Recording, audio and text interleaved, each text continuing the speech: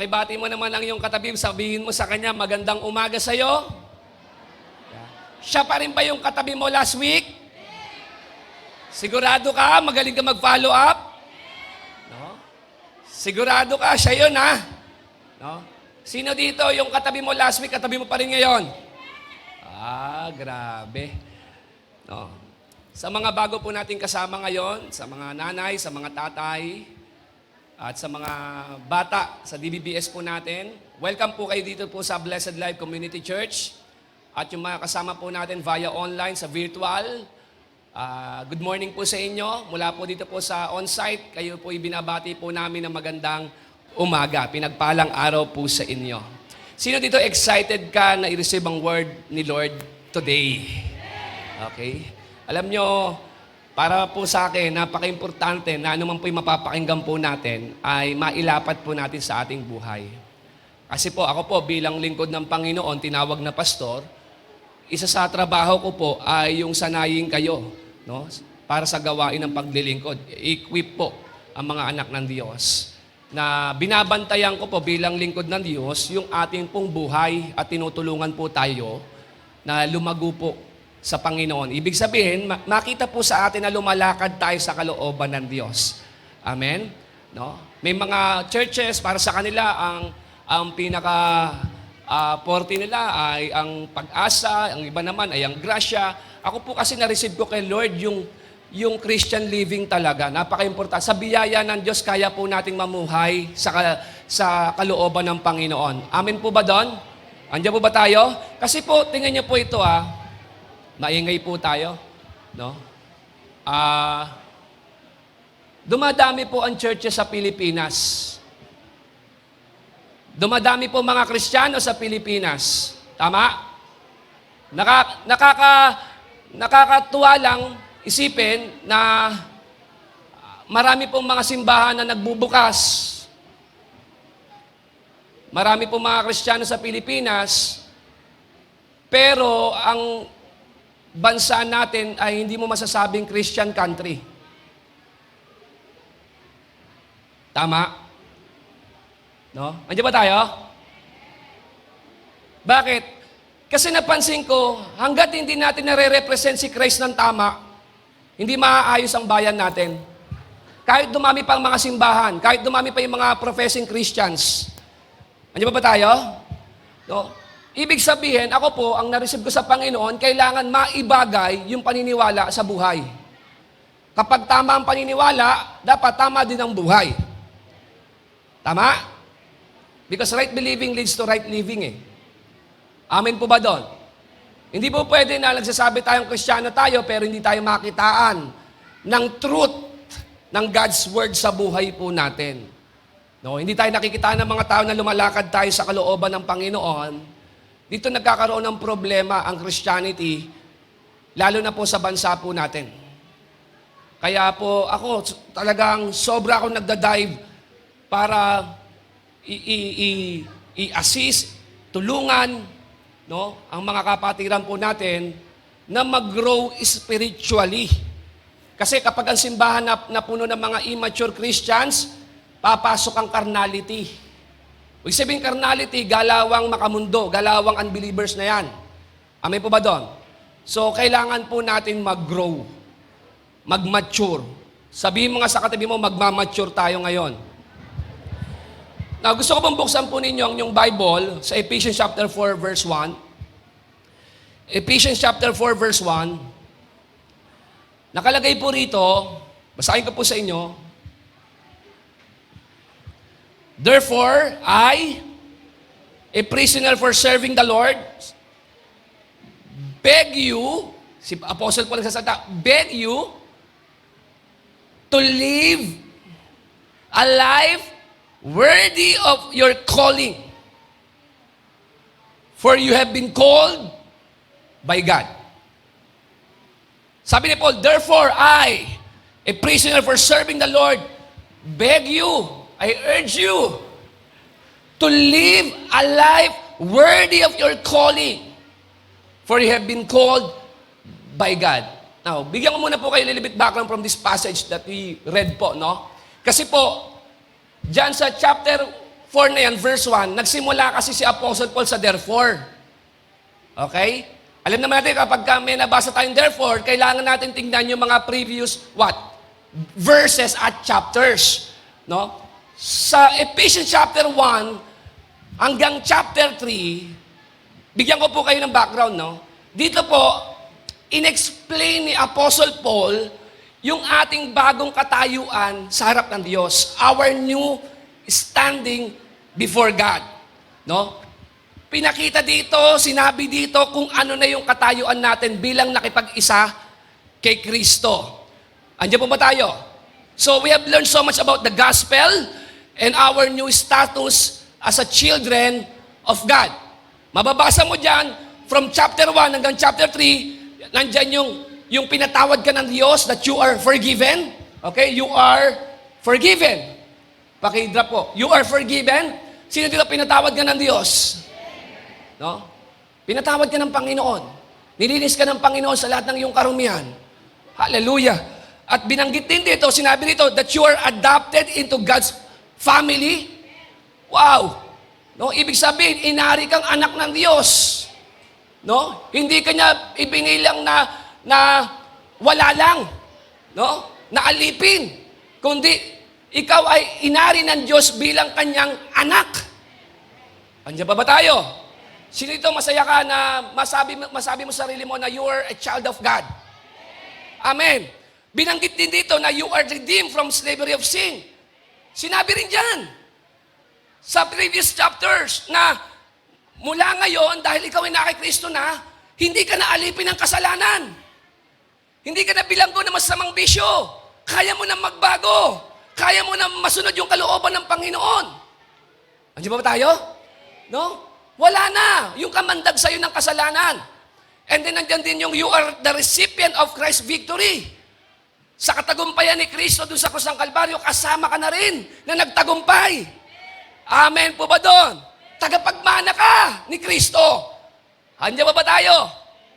No? So dito, sinabi dito ni Apostle Paul yung ating standing, ang ating katayuan sa harap ng Diyos. So, from chapter 1 hanggang chapter 3, eto ka na ngayon. Eto ka na ngayon. Ganito ka na tinitingnan ng Diyos. Ganito ka na. No, hindi ka na marumi. Malinis ka na. Pinatawad ka na. Tagapagmana ka. Anak ka ng Diyos. Wow! Wow! Masaya po ba tayo doon? And then, after ng chapters na to, pumasok na ang chapter 4. Yung word na, therefore. Kaya nga. No? Sabihin natin, kaya nga. No? Ibig sabihin, ito na yung maging resulta. Sa kabila ng ginawa sa atin ng Panginoon, of course, kailangan merong ebidensya. Merong resulta. So Paul is saying because of this, no, incline from the previous chapters, sabi niya, therefore I want to urge you. I beg you. Grabe, no? I'm begging you, sabi niyan, ang nakalagay dyan, to live a life worthy of your calling. I exhort you to walk in a new way. So, dahil binago ka na ng Panginoon, may bago ka ng katayuan, ngayon, kailangan makita sa atin ito. Andiyan ba tayo? Nakikiusap ako na makita sa atin ng mga tao sa mundo na tayo ay nakikristo.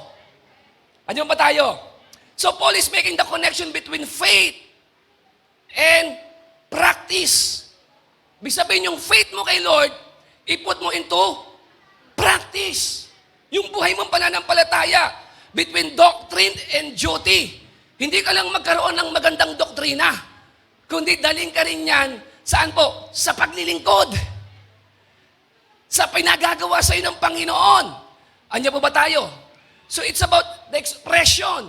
No? Faith that is demonstrated. Dapat makita sa atin yung faith na nade-demonstrate natin. Amen. Buhay.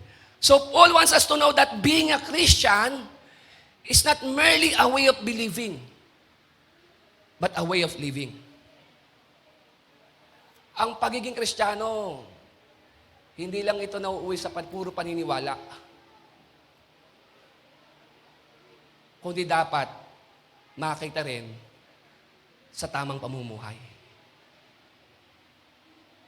Kasi pwede na tama ang paniniwala mo, pero hindi ka lumalakad sa kalooban ng Diyos. Pwede na tama naman talaga yung paniniwala mo, pero nagiging questionable yung pamumuhay mo. Are you with me? Nandiyan ba tayo? Sample na lang, sabi ng Bible, huwag kang papato sa unbeliever. Alam mo yun, tama paniniwala mo, pero napunta ka doon. Pwede pala yun. Nandiyan ba tayo? Kaya sabi niya, I beg you to live a life worthy of your calling. Ibig sabihin, it's about knowing the truth. No? Yung knowing the truth, it will lead you to what? To living the truth. From knowing the truth to living the truth. And then from justification, will lead to your what? Sanctification. Andiyan ba tayo? We get saved, and then we get transformed. Naniniwala ka ba ang totoong naligtas, nagbabago? Diba? We get transformed. So to walk or to live worthy means to bring your life into balance or to match. Yon, ibagay mo ngayon. Tama pala paniniwala mo, ibagay mo sa buhay. At nakikiusap ako. Sabi niya, ilapat mo. Sabi niya, no? To be appropriate to what we receive. Talagang dapat magtugma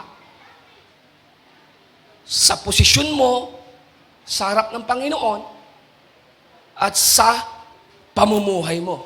Are you with me? Ang kagandahan dito, si Apostle Paul, hindi siya nag-elaborate ng mga rules and laws. From chapter 1 hanggang chapter 10, hindi niya sinabi na gawin mo to, pagpapalain ka, gawin mo to. Hindi. Ang description dito ni Apostle Paul, ito yung ginawa sa iyo ni Kristo. Ito yung ginawa sa iyo ng Panginoon. Ito yung ginawa sa iyo ng Panginoon. So si Pablo, hindi niya sinasabi from chapter 1 hanggang chapter 3, gawin mo to para i-bless ka ng Lord. Hindi. Para kay Apostle Paul, dahil na yung bless ka na. Dahil kay Kristo. Dahil sa grasya ng Panginoon. Now, in response doon sa grace ng Lord, I beg you, I urge you, to live a life worthy of your calling. Inalis ka na ng Panginoon sa dilim, meron ka ng bagong buhay, pinatawad ka na, nilinis ka na, and guess what? Ipamuhay mo. Ipamuhay mo. Nandiyan ba tayo? Makita sa atin that we are truly blessed. Parang wala pong tao. Sabi niya, I beg you to live a life worthy of your calling. Kung tinawag ka ng Diyos mula sa dilim na sa liwanag ka, ibig sabihin, mamuhay ka sa liwanag. God save you, then live like a saved man. Ganun lang kasimple. Di ba niligtas ka? Di mamuhay ka bilang ligtas sa tao. Paano ba mamuhay ang isang ligtas sa tao? Andiyan ba tayo? Here's the reality. Bago tayo maging Kristiyano, tandaan natin, meron tayong mga old ways of living. Ibig sabihin, meron tayong old self eh. Amin po ba doon? No? Meron tayong old self po natin eh. Na yung old self na yon, yung old life mo na yon, kailangan unti-unti mawala sa'yo. Ibig sabihin, hanggang sa dumating na talagang tinapon mo na yung dati mong buhay. Yung makasalanan mong buhay, iniwan mo na talaga. No? And then makita sa'yo yung bagong pagkatao. In Ephesians chapter 4, verse 22 to 24, tingnan mo, Ephesians chapter 4, verse 1. Now, yung mga sumunod na verses, ito na po, yung sinabi ni Apostle Paul. Sabi niya, throw off your old sinful nature. Tapon mo. Intentional. Tapon mo, iwanan mo. Your former way of life, which is corrupted by lust and deception.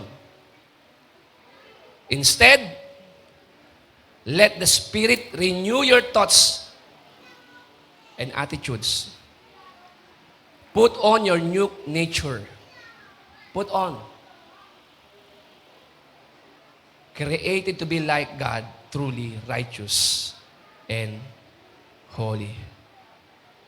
Kapatid, para mangyari po ito, para mag-reflect yung faith po natin, kailangan natin mag-grow at mag-mature. Mag-mature po tayo. Tinawag ka na ni Lord, pinatawad sa iyong kasalanan, ngayon, mamuhay tayo bilang mga anak ng Diyos. Kasi nakakalimutan natin to eh. Amen? Nasa-set na establish yung doctrine mo, pero hindi lumalapat yung buhay mo. Kaya yung faith mo, talagang kailangan ma-practice, mag-reflect sa mga decision mo sa buhay. Amen? Nandiyan ba tayo? So, a call to action toward maturity. Ito yung pag-uusapan na po natin. Para maiwan na natin dati nating buhay. At huwag tayong maging carnal Christians. No, unbelieving believer. Pag-usapan po natin yung maturity. So, our topic for today is entitled, Press On to Maturity. Hebrews chapter 6 verse 1, sabi dito, let's press on to maturity. Pinopromote po at challenge po tayo ng Bible na mag-mature po tayo spiritually. Colossians chapter 1 verse 28 to 29, sabi dito, so we continue to tell people about Christ. Ito po tingnan niyo po we use all wisdom to counsel every person and teach every person. Ito ang dahilan. Kung bakit tayo nangangaral, nagtuturo ng salita ng Diyos. We are trying to bring everyone before God as people who have grown to be spiritually mature in Christ. Kaya pala tayo nag-aaral ng Biblia. Kaya tayo nakikinig. Kaya tayo nagbabasa. Kaya pala tayo may discipleship. Kaya pala meron kang leader. Kasi gusto natin, ang bawat isa, ma-present sa Panginoon na na isang spiritually mature Christian. Not immature, but mature Christian. To do this, sabi ni Apostle Paul, I work and struggle. Grabe. Mahirap. Para mag-mature ka, kailangan kang trabahuin. Grabe ang paghihirap sa'yo. Yan pong context, Sabi to do this, I work and struggle using the great strength that Christ gives me. The strength is working in my life. Spiritual maturity is when your character develops. Pag ang tao nagmamature, nababago na yung kanyang buhay, nade-develop na yung kanyang mga gawi at gawa sa buhay. Nakikita mo na sa kanyang mga desisyon yan. Amin po ba doon? It is a process that begins when a person accepts Jesus as his Lord and Savior. Ito po yung proseso. Mula nung tinanggap mo si Kristo, nasa proseso ka ng paggulang sa spiritual. No? Paggulang. Hindi ito overnight na nangyayari. It's a process. No? Gradually, nagmamature tayo, nag-grow tayo spiritually. Amen po ba doon? So our goal is to become mature in Christ. Yan po Kasi yung mga taong mature, sila yung nakakapag-represent kay Christ ng tama. Kasi kapag nanatili kang immature, sa'yo nagkakaproblema ang Christianity. Amen. Sa'yo nakuha-question ang Christianity. Andiyan ba tayo? Kailangan tayo mag-mature. Kasi ang goal po natin bilang mga Kristiyano ay yung mamuhay kay Kristo, maparangalan ng Panginoon, at ma-present ng tama si Jesus sa mundo. Kaya nga mula sa bibig ni Jesus, sabi, you are the light and the soul of this earth. Hallelujah. Di ba tayo? Makita sa atin kung paano lumakad ang Panginoon because our ultimate goal as Christians is to be like Jesus. Maging Christ-likeness po tayo. Kung paano lumakad si Jesus, kung paano siya mag-isip, kung paano siya magmahal, kung paano siya maglingkod, kung paano siya nagpakumbaba, kung paano siya nag-sacrifice, ganyan ang gusto ng Panginoon para po sa atin. At yan makikita mo, mababakas mo sa mga mature na Kristiyano. Yes. Diyan mo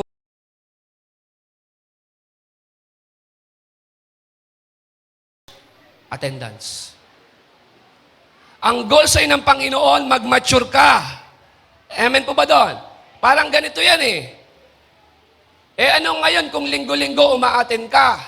Ang tanong, nagmamature ka ba? Diyan ba tayo? Huwag mo sabihin sa akin na nagla-life group ka. Ang tanong, nagmamature ka ba? Huwag mo sabihin sa akin na marami kang alam sa Bible. Ang tanong, nagmamature ka ba? No? Pastor, nagbi-ministry ako. Nagsiserve ako. Ang tanong, nagmamature ka ba? No? Huwag mo sabihin sa akin na tumanda ka na sa church. Ang tanong, nagmamature ka ba? Because maturity is not about age. Kung pwede kasing tumagal ka, tumanda ka sa loob ng simbahan na hindi ka nagmamature. You're still immature. Kaya wala sa tagal. Wala sa dami ng pag-attend mo. Ang bottom line sa lahat ng ginagawa mo ay yung nagmamature ka ba? Maturity. Ito yung goal ng Diyos sa atin po. Mag-mature po tayo. Pakisabi nga ulit sa katabi mo, magmamature tayo. Mature means fully developed.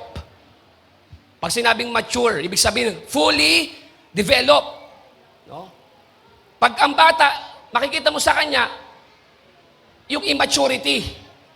Amen? Ang bata, makikita mo talaga immature. Kasi bata siya, not fully developed pa. Kaya makikita mo yung bata, paraging nadadapa. Maraming mali. Puro saya, puro laro ang alam. Kasi immature, hindi fully developed. Amen po ba doon? Alam niyo po, madali pong mahalata, malaman ng isang tao na hindi nagmamature. Yes, may mga signs po ng mga immaturity.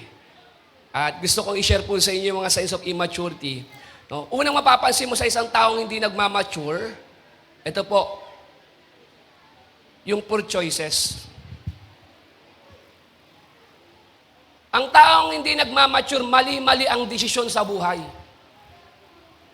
Mali-mali. Hindi niya ma-recognize kung ano yung tama sa mali eh. Hindi niya ma-discern. Ibig sabihin, they are incapable of knowing the truth. Wala, hindi niya ma-comprehend yung katotohanan eh. Maraming napakinggan na Word of God, pero hindi ma-absorb. Parang ikaw lang, nandyan ngayon, nakikinig ka. Pero saan kaya mauuwi itong napapakinggan mo? Na-absorb mo ba? No? Kapag hindi mo na-absorb, hindi na-admit ng heart mo, ibig sabihin, may ihirapan kang i-practice yung truth ng God's Word sa buhay mo. Ang mga immature na tao, hirap na hirap yan i-apply yung truth ng God's Word sa buhay niya kasi hindi niya ma-recognize yung tama sa mali eh. Kaya mali-mali po ang desisyon. Amin po ba doon? No? Kaya sa halip na nabibuild mo yung buhay mo, ikaw mismo gumigiba. Remember, you are a builder, not a destroyer. Amen? No? Kadalasan ang immature na tao, nagdidesisyon yan base sa kanilang emosyon. Alam mo, puro pakiramdam. Kaya laging mali. Puro pakiramdam. Walang truth eh. Walang truth. No? Your decision defines you, kapatid. Sa mga decision mo, makikita kung ikaw ay mature at immature. Amen po ba doon? Because your faith should reflect doon sa mga decision mo. Dapat nagre-reflect yung faith mo sa mga pinipili mo sa buhay, mga decision mo sa buhay. Kaya yung mga taong immature, biktima. Biktima ng mga pangyayari. Mali-mali ang decision sa buhay. So, poor choice. Pangalawa, undiscipline. Ang hindi nagmamature, yan yung mga taong walang disiplina. Hindi sila nag-grow spiritually kasi yung struggle nila, hindi nila kayang kontrolin yung kanila sarili. Wala silang disiplina sa buhay. Pag sinabi ang discipline, disorder. Wala sa hulog ang faith. No? Yung mahalaga at makakatulong sa kanila, dito pa sila nagiging pabaya. Dito pa nagiging tamad. Tingnan mo ha, yung mahalaga, yung makakatulong, dito pa sila nagiging pabaya. Dito pa sila nagiging tamad. Hindi makapag-exert ng effort para ipid ang sarili po nila spiritually. Yan po yun. Kapatid, tandaan mo to, ang unang makakatulong sa iyo para mag-grow ka, mag-mature ka spiritually, ang sarili mo. Ang sarili mo. bago namin ingatan ang espiritualidad mo, make sure na iniingatan mo ang espiritualidad mo. Huwag mong iasa sa amin palagi. Amen? Kung nanlamig ka, kung nanghina ka, no, huwag mong laging isipin na kulang ang ginagawa ng church. Tanungin mo sarili mo, baka nagpapabaya ka. Na kahit ikaw mismo hindi mo pinifeed ang sarili mo, hindi mo nininourish yung relationship mo sa Lord. Tapos pag sinabi mo, nanghihina ako, tanungin mo sarili mo, baka hindi ka disiplinado. Amen po ba doon? Nandiyan ba tayo? Mahalata mo yung taong seryoso sa isang bagay kapag nakita mo siya ng disiplina at kasipagan. Yes. No? Handa mong gawin kahit mahirap, basta alam mo na makikinabang ka. Yan naman po talaga. Amen po ba doon? No? Example na lang yung daily devotion mo. Kasi tayo, puro tayo me time, me time, me time. Dapat meron din tayo me time with the Lord eh. Me time with God. Yung quiet time mo, no, hindi na dapat lagi-lagi sinasabihan mag-devotion ka. Kasi kung talagang alam mo mahalaga yan, makikinabang ka, dapat nagagawa mo na yan eh. Amen po ba doon? Ang pag-devotion, no, hindi naman siya madali. Araw-araw mo gagawin, magbabasa ka Bible, magpe-pray ka. Pero kapag alam mo na may kapakinabangan ito, handa mong idisiplina sarili mo eh. Para magawa mo yung bagay na mahalaga. Ano po ba tayo? Yung church at yung life group mo, support system mo lang. Pero yung primary factor sa spiritual growth mo, spiritual maturity mo, ikaw mismo. Ha? Ano ba tayo? No, ang life group mo, sinusuportahan ka lang, ang church, sinusuportahan ka lang. Pero paano ka masusuporta sa isang bagay na ayaw mong gawin? No? Kung ikaw mismo nagiging hadlang o naghihinder sa spiritual maturity mo. Ano yung una? Poor choices, mali-mali decision. Pangalawa, walang disiplina. No? Hindi niya ginagawa yung bagay na mahalaga. Yung may kapakinabangan. Doon pa siya tinatama, doon pa siya nagiging pabaya. Hindi ka napapagod mag-TikTok, pero sa devotion mo, dahil mo nasasabi. Oo, kasi hindi mo immature eh. Immature yung tao eh. Amin po ba doon? Pangatlo, declining. Nagwi-withhold. Ang bilis mong bumitaw. No? Inaalis mo palagi yung sarili mo, umaatras ka. Kapatid, kapag sumunod ka sa Panginoon, tandaan mo dapat tuloy-tuloy. Sabi mo sa katabi mo, tuloy-tuloy tayo. No? Marami po mga Kristiyano po nadidisgrasya kasi sa halip na umabante sa buhay, umaatras. Bumabalik sa dating buhay. Hindi po pwede yung Kristiyanong ayawin. Hindi po pwede yun. Yung hindi lang napansin, maayaw na, nahirapan na ng konti, umayaw na. Amin po ba doon? Hindi lang sinagot ni Lord yung panalangin, umayaw ka na, umatras ka na. Hindi lang nangyari yung gusto mo, umayaw ka na. Ang bilis mag-give up ng taong immature, ang bilis sumurrender. Amin po ba doon? Sa halip na pasulong, nangyayari, nagiging paurong. Ang nakakalungkot lang, umaatras ka kay Lord, and then lumalapit ka naman sa kasalanan. Yun ang problema ng taong immature pag nagde-decline. Palaging may binabalik ang buhay. Amen. Umaatras kay Lord, pero lumalapit sa kasalanan, dapat tuloy-tuloy. Huwag puro simula. Amen. Nandiyan ba tayo? No? Tandaan mo, kapag hindi ka nagmamature, gagamitin ni Satan yung immaturity mo para wasakin ka. Tapos sabihin mo, ano magagawa ko? Yun niya eh. Binabanatan ka ni Satan, inaatake ka, pinagnakawan ka, winasak, wala kang magawa kasi kailangan mo mag-grow, mag-mature eh. Para mag-fight back eh.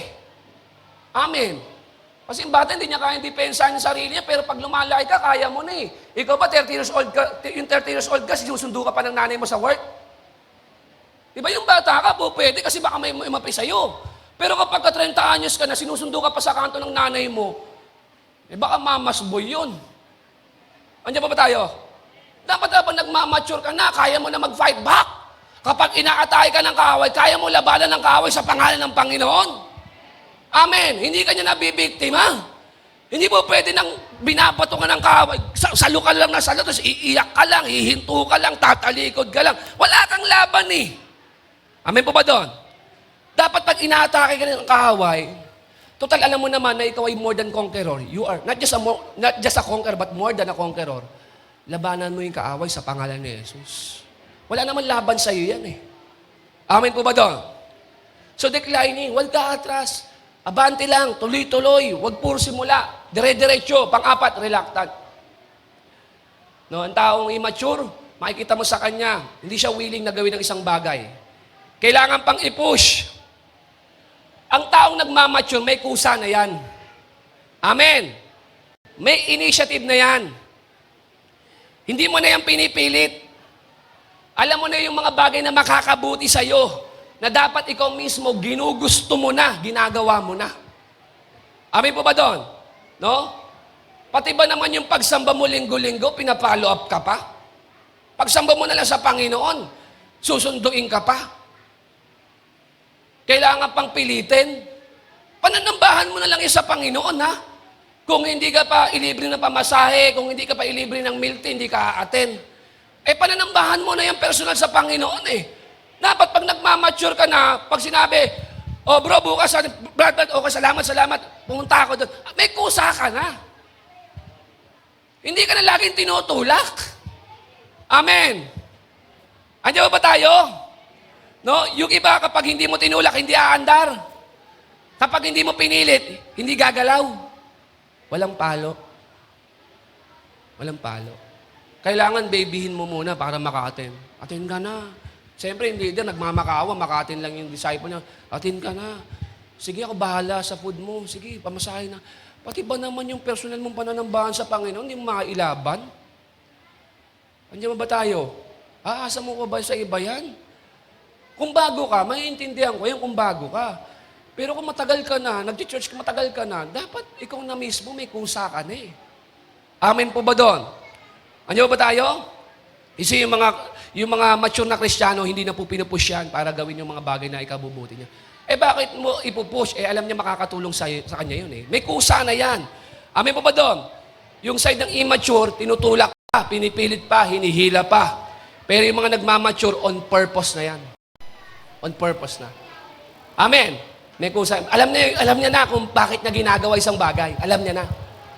No? So reluctant. Panglima, ito, easily offended. Ang taong immature, madaling magtampo. Balat sibuyas. Hindi mo mamanage ng tama yung emotion mo eh. No? Masyado ka nagpapadala sa mga nakikita mo, sa mga naririnig mo, sa mga nasasabi sa ng ibang tao, napagsabihan ka lang, nagtatampo ka na, nagdinadamdam mo na, yung pagiging balat sibuyas. Pag nag-grow ka na, may mga bagay na palalagpasin mo na lang eh. Totoo. Hindi lahat ng bagay kailangan patulan. No? Pag nag-grow ka na, okay, ayaw mo na. Siguro, intindihin mo na lang. No? Pero pag hindi, lahat. Kasi ang pinakasunod na nito, yung easily offended, hindi ko na nga nilagay eh, yung troublemaker eh. Kasi ang taong mature, peacemaker. Pero yung taong immature, wala, lahat. Maliit na issue, pinalalaki, troublemaker. Mahilig sa gulo. Mahilig sa gulo. Gusto niya lagi mayroong pagchismisan. Kailangan meron silang handa na usapan. Troublemaker. No? Kung ang isang Kristiyano, nakikita mo nagiging immature, tumatagal sa pagiging immaturity niya, kapatid, no? Diyan napapasok si Satan. Sisirain na buhay niyan. Sisirain na. Kaya makikita mo, maraming Kristiyano, bagamat Kristiyano, wala sa hulog yung faith. Wala, hindi lumalakad sa kalooban. Bakit? Hindi nag-grow, hindi siya nag-mature spiritually. Pero kapag nagmamature ka, kapatid, ang pinakaunang bakas na bakas dyan, overcomer ka. Sabihin mo sa katabi mo, overcomer ako. No, ang isang sign na nagmamature ka, kapag may napapanalo ka ng mga laban. Amen. Kung noon, pinapatumba ka ng temptation, chinochok ka ng kasalanan, ngayon nag-mature ka na, ikaw na yung nagpapatumba sa temptation. Kailangan may mga kasalanan ka na napagtatagumpayan. Dati wala, pinapatumba ka eh. Amen po ba doon? No, ikaw na dapat ngayon nagpapatumba. Kapatid, huwag kang bapahin na pinaglalaroan ka ng kaway. No? Huwag kang kaagad sa open Satan. Dapat habang nagmamature tayo, yung desisyon natin nagiging tama. Sabihin mo, dapat tama. No? May mga bagay, kahit sa maliit na bagay na kaya mo nang ipanalo. Halimbawa, yung tuwing linggo, yung desisyon na magsisimba o maglalaba, yung ba naman hindi pa maipanalo? Gagala o mag-church, hindi pa maipanalo yun. Tama pa ba doon? Dapat pag nagmamature ka na, yung ganong kasimpleng bagay, Tama po ba doon? Nare-resolve mo na yon. Wala, ito, linggo, gagalat ako. Hindi, kaya ko lang patumbayin to, church ako. Panalo na ako dito. Yung maliliit na bagay, napapanalo mo na. Amin po ba doon? Hindi nag-iisip pa, tatayo ba ako sa higaan o mag-church? Hindi kaya, pati higaan, hindi matayuan eh. Amen. Biruin mo, mag-church ka na lang every Sunday, isa't kalahating oras lang bibigay mo kayo, nag-iisip ka pa. Marami kasi akong gagawin sa bahay, hindi pa ako naglalabi. Mag-church kaya ako? Dapat, sabihin mo sa katabi mo, dapat ganyan, napapatumba mo na. Amen. Ano ba tayo? Yung aaten o gagala? Aten. Amen po ba doon? No, kapag gala pinili mo, kapag yan ang decision mo, walang reflection ng faith. Asan faith mo? Pinili mo gala, pinili mo labay. Asan yung faith mo? Andiyan ba tayo? Magiging maaga o magiging late? Ang tagal na yan, hindi pa masettle, di ba? Andiyan ba tayo? Alam mo, mga 2 kanta pa naman eh. Iniisip, parang anong dating mo kay Lord? Lord, sige, basta magpainit ka muna, Panginoon, ng worship mo. Para kapag nandun na ako, sapul ko yung presence mo. Hindi, maaga tayo ngayon. No, maaga. Kanina po si Pastora, sila po yung nag-usher. Sabi ni Pastora po sa akin, maaga ako, magmumotor na lang ako. Sige, magano. Sabi ko, sige, mas okay yan. Basta para sa Panginoon, maaga ka na bahala, magpaligo ka na bahala. Ako po nagpaligo, ako po nagbisa mga anak ko. Pero, 9:35, nandito na po ako. Kasi sabi ko, pagpatingin kay Lord, ayoko na huhuli sa'yo. 8:35, late pala yung 9:35. 8:35, nandito na po ako. Bakit? Kasi, parang tagal mo na, hindi mo ma-honor si Lord sa time mo. Sabi mo nga, aray? Ang tagal, di ba ang tagal mo ng Kristyano? Lord, pati ba naman yung oras mo, kukunin ko pa? Andiyan ba tayo? Kapag nagmamature ka na, may mga bagay na napagtatagumpayan mo na.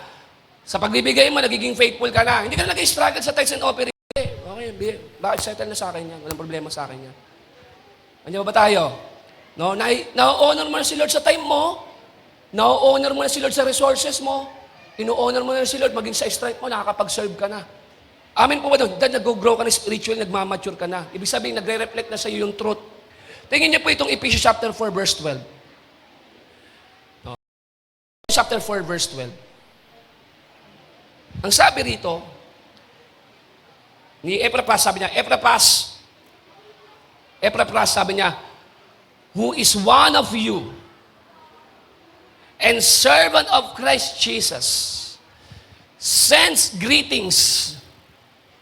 He is always, sabi ni Paul dito he is always, Epaphras sabi niya, he is always wrestling in prayer for you. Intindi? That you may stand firm. Yun. In all the will of God and mature and fully assured. Ito yung panalangin niya. No, si Epaphras sabi niya ni Paul, yung manggagawa ng Diyos, grabe kung ipanalangin ka niyan. Parang yung leader mo, grabe kung ipanalangin ka. Amen. Yung bang binibit-bit ka sa panalangin, lumago ka lang. Mag-mature ka lang. Yung Panginoon, ipuin niyo naman po yung puso ng taong ito. Nakikipag-wrestling siya noon. Nandiyan ba tayo? No? Yung parang, Lord, gusto ko siya mag-grow sa'yo, mag-mature. At sabi niya, He is always, pag sinabing always, genuine concern yan. Mahal ka ng taong yon. Araw-araw. No? Bakit? Kasi gusto ng tao na yon, yung leader mo na yon, na makita ka na lumalakad sa kalooban ng Diyos. Gusto niya. Amen po ba doon? No? Leaders, listen to me. Kapag ang disciple mo, hindi mo makuha sa pakiusap, daanin mo na sa marubdob na panalangin. Kasi meron lang tayong limit sa kanila, hanggang doon lang kaya nating ibigay eh. Kasi kung kahit ang ganda ng presentation mo, yung word mo, kung hindi bukas ang puso ng tao, hindi niya rin marireceive. Kaya kapag nakita mo, meron kang problema sa disciple, tagal-tagal na nito, Lord. Huwag ka na ma-stress sa Kanya. Bigay mo na siya sa Panginoon. Pag-pray mo. Pag-pray mo. Anya po ba doon? Sabi niya, no? Si Epaphras nakipag-wrestling sa panalangin. No, grabe, nakikipag-wrestling. Hindi ko sinabi wrestlingin niyo yung disciple niyo. Baka mami, bigla mo sakalin yung disciple mo. Sabi sa Bible, i-wrestling daw kita. Chinok mo, nagtatap out. Hindi ho. Ilaban mo na siya sa panalangin. Doon mo na siya dalhin. Panginoon, galawan niyo po yung buhay ng taong ito. Para kasi po siyang hindi seryoso sa inyo eh. Tagal na po niya, Lord eh. Dapat po, yung buhay po niya, magamit niyo po, Panginoon. Mag-mature siya, Panginoon. Makagawa siya ng mga tamang decision sa kanyang buhay. Lord, maalis sa kanya yung pagiging makamundo, Panginoon. Magkaroon siya ng tamang relasyon sa iyo, Panginoon. Amen po ba doon? Nakikipag-wrestling sa panalangin. Yung immature pala, kapatid, ang pinaka-concern pala dyan ni Paul sa kanila Epaphras, sila yung mga taong hindi lumalakad sa kalooban ng Diyos. Amen? No? Nagiging immature. Nachuchok sila eh. Nachuchok. Tingnan niyo po itong Luke chapter 8, verse 14. Luke chapter 8, verse 14. Sabi rito, the seed that fell among thorns.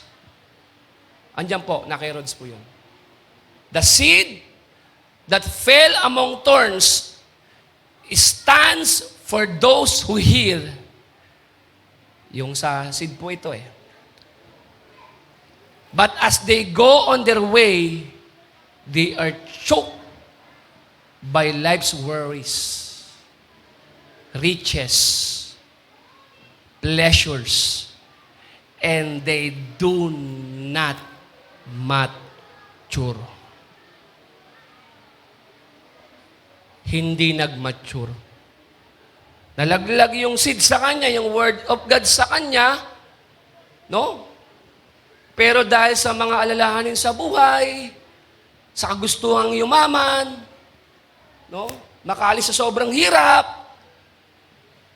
maranasan yung pleasure, sabi ng, they do not mature. They do not mature. Kapatid, nais ng Panginoon na yung Word of God na nare-receive mo, napapakinggan mo, magdala sa'yo sa maturity. Kasi ang taong mature, listen to me, ang taong mature kasi, may assurance sa puso. Yung taong immature, hindi niya magawang pagkatiwalaan ng Diyos. Sa kanyang mga pangangailangan, sa future niya, sobra siya nababader. No? Baka hindi na siya magkaroon ng magandang buhay sa kinabukasan, sa susunod na araw, na buwan, na taon. Kaya ang ginagawa niya, iniiwan niya yung kanyang relasyon sa Panginoon, handa niya talikuran yung faith niya, para ano? Para kumita ng pera.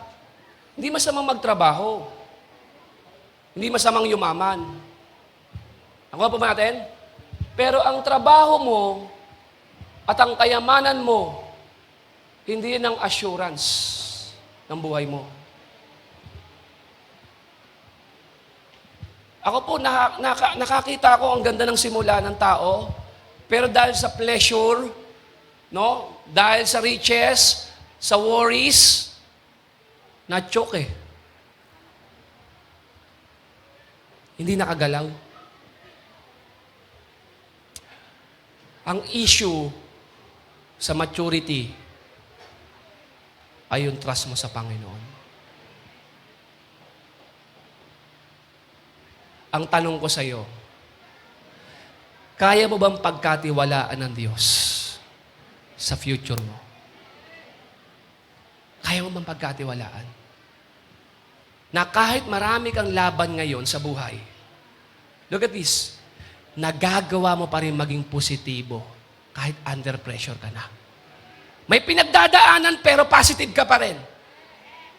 Ano po ba tayo? Kasi ang immature na tao kapag may problema, nagwawala.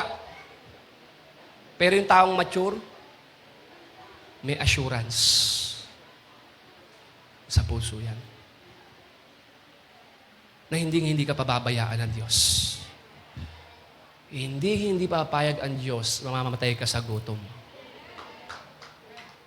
Totoo. Totoo po yun. Kailangan magkaroon ka ng assurance sa puso mo. Kasi bakit? Baka mamaya, ang ganda ng simula, magulat na lang kami, wala ka na sa Panginoon. Kalooban mo na pala. Yung nilalakaran mo, hindi na pala kalooban ng Diyos. You know why? Yung word, na-choke. Wala, ibig sabihin, hindi siya lumago, hindi siya namunga. Hindi nagdala ng maturity sa'yo. Kapatid, lagyan mo ng assurance. Tandaan mo, sa Panginoon may kasiguraduhan. Alam ng Diyos ang kondisyon ng iyong buhay eh. Alam niya ang mga pangyayari sa buhay mo. Kasi kapatid, ganda mo, habang ikaw ay nagmamature, listen to me, habang nagmamature ka, expect mo na to. Kapag ikaw nagmamature na sa Panginoon, diyan papasok yung pag-atake sa'yo. Aatakihin ka ng flesh, aatakihin ka ng word, at aatakihin ka ni Satan. Habang nagmamature ka. Habang lumalakad ka sa kalooban ng Panginoon, aatakihin ka ng flesh, aatakihin ka ng word, at aatakihin ka ni Satan. Mag-o-offer sa'yo si Satan. Hanggang makita mo, iba na yung way mo nawala na yung pangarap mo sa Panginoon. No, nawala na sa'yo sa buhay mo yung i-glorify si Lord. I-please si Lord sa buhay mo. Yung bang para sa'yo, yung mga decision mo, para sa ano lang yun, yung approval ng tao, kung ano makikita natin, ano yung expect ng tao sa atin. Nawala na dati, nangangarap ka sa Panginoon, na gusto mo si Lord mag-glorify sa buhay mo. Nandiyan ba tayo? Ma-represent mo ng tama si Lord. Tingnan mo, tanongin mo sarili mo, kumusta na yung plano mo para kay God? Yung pangarap mo para sa Panginoon. Nilalakaran mo pa ba o na-choke na? Yung kakayanan, nasabi mo, Lord, yung abilidad ko, yung kakayanan ko, ibibigay ko sa'yo. Ipapagamit ko sa'yo. Kumusta na? Nandun pa ba? O na-choke na? Lord, yung buhay ko, ipapagamit ko sa'yo. Hindi ko ito papagamit sa tao, hindi ko papagamit sa mundo. Lord, ikaw ang gumamit sa buhay ko. Lord, kahit anong mangyari, Panginoon, hindi ako aalis sa'yo. Kahit saan mo ko ilagay, Lord, i-glorify ko yung name mo. Ito yan eh. Meron kang personal na pangarap sa buhay. Tama? Kumusta pangarap mo sa Panginoon? Ano na kaya plano mo kay Lord? Sa faith mo, kumusta na? Umaabante, umaatras. Pasulong o paurong? Hindi pa ako magtatapos sa inyo. Yung assurance ng isang taong mature. Kapatid, siya yung taong alam niya na ang buhay niya hindi niya na pagmamay-ari. Pagmamay-ari na ni Kristo sa kanya. Si Lord na yung nabubuhay sa taong mature. May assurance yan. May assurance. Na Lord, aanin ko yung kayamanan kung malayo naman ako sa iyo.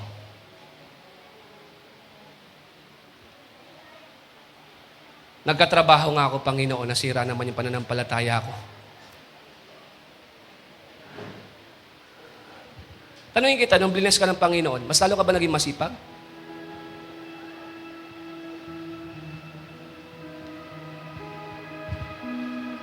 Mas lalo ka bang nag-serve? Mas lalo ka ba naging generous? O na-choke na. Kaya sabi ni Epaphras, nakikipag-wrestling ako sa Panginoon. Itong mga taong ito, makita ko na lumalakad sa kalooban ng Diyos. Kailangan masagot mo yung kapatid eh. Lumalakad ba ako sa kalooban ng Panginoon? Kumusta trabaho mo? Kumusta relasyon mo? Nasa will ba ng Lord? No? Kumusta? Baka mamaya kasi nachuchok na tayo eh. Kaya sabi dito, the seed that fell among thorns stand for those who hear. Napakinggan mo naman to eh. No? But as they go on their way, habang ikaw, lumalakad ka, they are choked. Ang sakit mo, ma-choke ka. Nasa mga mabulunan. Sabihin, walang makalabas eh. They are choked by life's worries.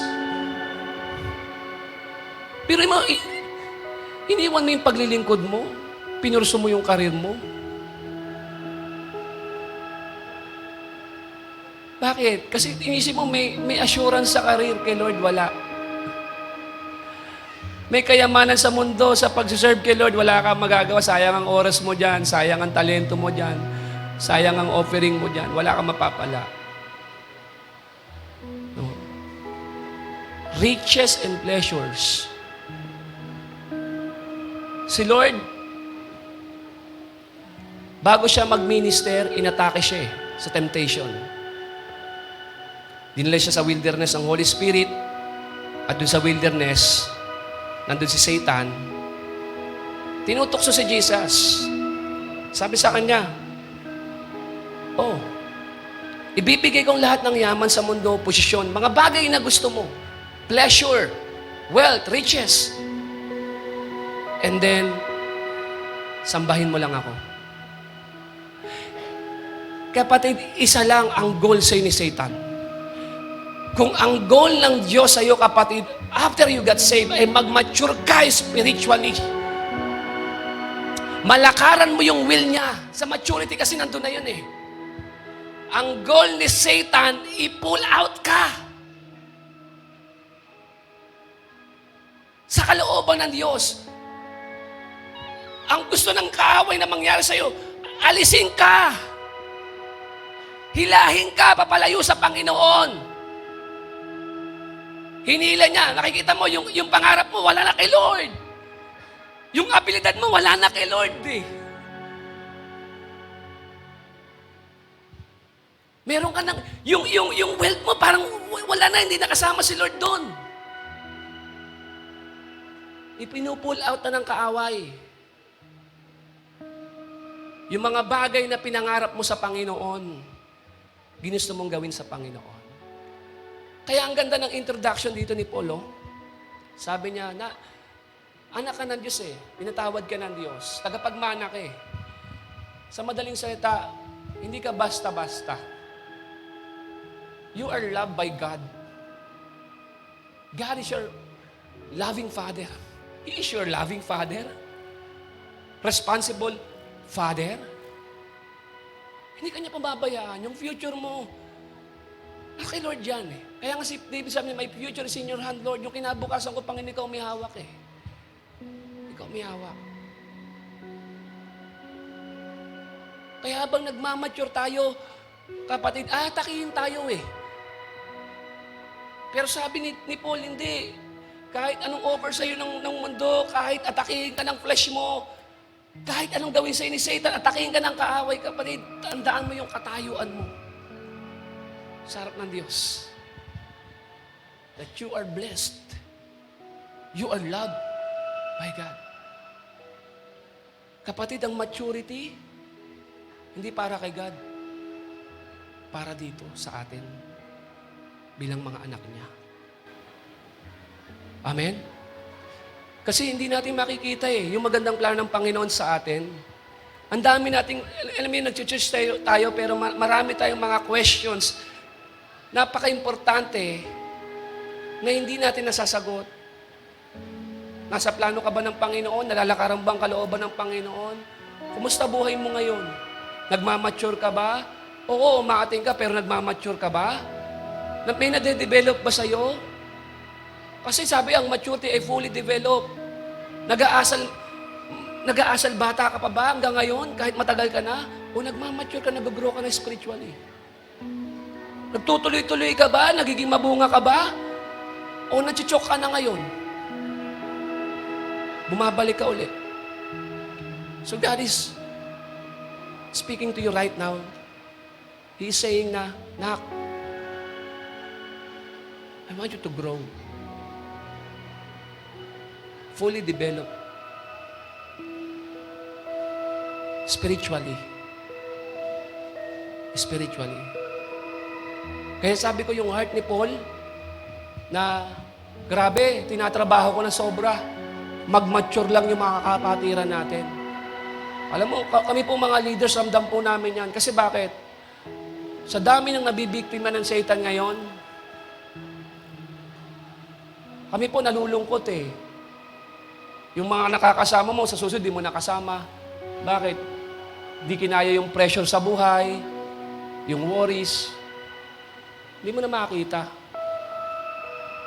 Pero pag nagmamature ka, kapatid, alam mo pinakamaganda, yung assurance, positive ka pa rin. Yes, may pinagdadaanan ako, pero hindi ako nag-iisa lang dito. Kasama ko ang Panginoon. Hindi ako pababayaan ng Diyos. Yes, nasa unos ako, pero alam ko, walang season na hindi natatapos. Matatapos din itong pagdadaanan ko. Makakaalis ako rito. Hindi lang basta makakaalis. Lalabas ako dito ng mas malakas, mas pinagpala, mas naging matalino. Because I am a more than a conqueror.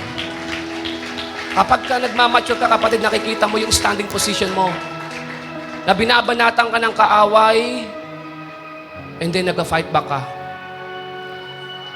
Ang Diyos na nagbibigay sa akin ng katagumpayan. Yung hirap ka na, hindi ka makaalis sa sitwasyon mo, yung position mo, binabalikan mo, that I can do all things through Christ who strengthens me. Kaya ko to, hindi dahil sa lakas ko, kundi dahil sa tulong at lakas ng Panginoon, mula sa Panginoon, na nararanasan ko. Yes, mabigat, but I believe, if you believe, you will see the glory of God. Mahirap para sa akin, hindi madali, but I believe in my heart, nothing is too hard for God.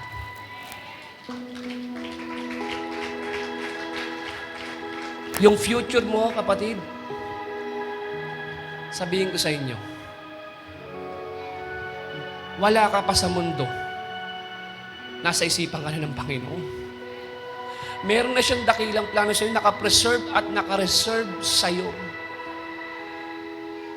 May nakahanda eh. May nakahanda. Nakareserve talaga yun para sa'yo. Kaya kung lalakad ka sa kalooban ng Panginoon, kapatid, mararanasan mo eh.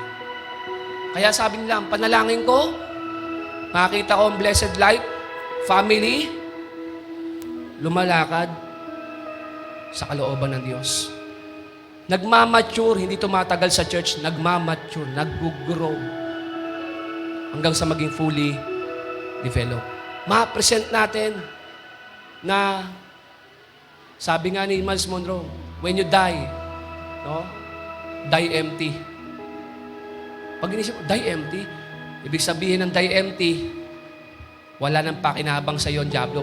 Binigay mo na, binuhos mo lahat sa kaharian ng Panginoon. Wala ka nang tinira. Lahat ng bagay sa may purpose, may purpose, may purpose. No? Ginagawa mo yung mga bagay na mahalaga, may kapakinabangan. Dati ayaw mo mag-devotion. Nagagalit ka kapag pina-follow up ka pa. Pero ngayon, okay na. Salamat. Importante sa akin to eh. May kapakinabangan. Gagawin ko. Nagmamature ka na. Nagmamature ka na. Pwede ba tayong lahat ay tumayo?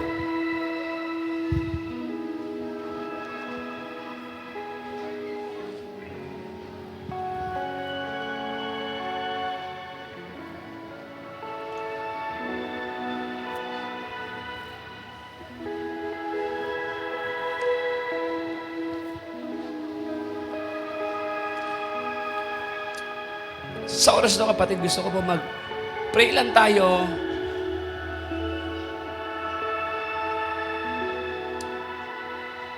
Humarap tayo sa Panginoon, sa presensya niya sa mga oras na to. And then ask the Lord, Lord, help me. Tulungan mo po ako na ma-overcome yung immaturity. Ayoko maging karnal na Kristiyano. Ayoko po yung Kristiyanong tumagal lang. Ayoko po yung Kristiyano na wala lang. Yung ibang Lord, masyadong marami lang alam. Kundi Lord, yung buhay kong pananampalataya sa iyo, Panginoon, ay maibagay sa buhay ko. Malakaran ko yung purpose ko, malakaran ko yung kalooban mo, Panginoon. Pag-pray mo sa Lord, kapatid, na kung nasa stage ka ng immaturity, hindi pa tapos. Hindi pa tapos. As long as ang heart mo patuloy na nagre-receive ng truth, open ka sa correction, sa rebuking, sa training, sa teaching ng Word of God, may pag-asa. May pag-asa. Na this year, hindi mo lang matatapos yung taong ito na nag-church ka, kundi this year, mag-grow ka, magmamature ka. Spiritually. Spiritually. Magiging tama na yung decision mo. Magiging tama na. Maayos mo na yung mga decision mo sa buhay. Resolve na sa iyo yung mga bagay na makakapag-please sa Panginoon. Mag-glorify ang Panginoon. Yung mga bagay na alam mong hindi mag-glorify si Lord, hindi mo na gagawin. Kundi willing ka na ngayon na lakaran yung kalooban ng Diyos sa buhay mo. Grow up. Mag-mature tayo, kapatid. It's an intentional, sasadyain mo talaga Sasadyain mo talaga. Nandiyan yung mag-i-struggle ka, marami mga conflicts, pag-atake sa'yo. Pero kapatid, habang nandiyan ka sa season ng maturity, sa process ng maturity, hindi ka nag-iisa, kasama mo ang Panginoon. Kakampi mo ang church, kakampi mo ang life group mo, bilang support system mo. Ang heart namin, mag-mature ka. Huwag ka mabiktima ng kaaway. Gusto namin, kapatid, makita ka, maging tagumpay ka sa karir mo, maging tagumpay ka sa relasyon mo. Yung talagang makita mo na, Lord, ito yung tama Okay kung nagsimula kang mali. Sige, sabihin na natin, nagsimula ka. Pero hindi ka dapat magtatapos ng mali. Maraming bagay na dapat na de-develop, na itatama. At sa mga susunod, yung mga decision mo, yan yung mga decision at pagpili mo na mapapasaya mo ang puso ng Panginoon. Mapapasaya mo ang puso ng Panginoon. Kapatid, huwag natin kalimutan yung pangarap natin sa Panginoon. Yung pangarap natin sa Lord. Yung iniiyak mo noon, Lord, use me for your glory. Ilaban natin. Ilaban natin. Ipagamit natin lahat-lahat sa Panginoon. Lakaran ng kanyang kalooban kasi bilang pinagpala, bilang ito yung katayuan natin, dito po tayo inaasahan na mamumuhay. Hindi sa iyo magsisimula ang gulo. Sa iyo magsisimula ang pagkakasundo-sundo. Hindi ka mag-yes sa mga bagay na alam mo makakasira. Kundi ikaw yung tao na magiging peacemaker and trouble but shooter. Lord, we love you. We honor you. We bless you, Lord. Help us, Lord God, to grow, to be mature, Lord. As we walk with you, Lord God, sama-sama po kami nalalakad sa kalooban mo. gagawin ang kagustuhan mo. Sama-sama kaming babaguhin mo, Panginoon. Salamat sa kapatawaran. Salamat sa biyaya. Salamat, Lord, nilinis mo kami. Salamat, Panginoon, sa mga pangako mo, sa mga salita mo na totoo, at sandigan namin, O Diyos. Sa iyo po kami sasandal, sa iyo po kami didepende. Lord, sa mga panahon na kami makakabitaw, Lord, salamat dahil hindi mo kami bibitawan. Salamat, Panginoon. Sa umaga pong ito, dakilang Diyos, maluwalhati ka po, Ama, sa pangalan mo, Jesus. Amen and Amen.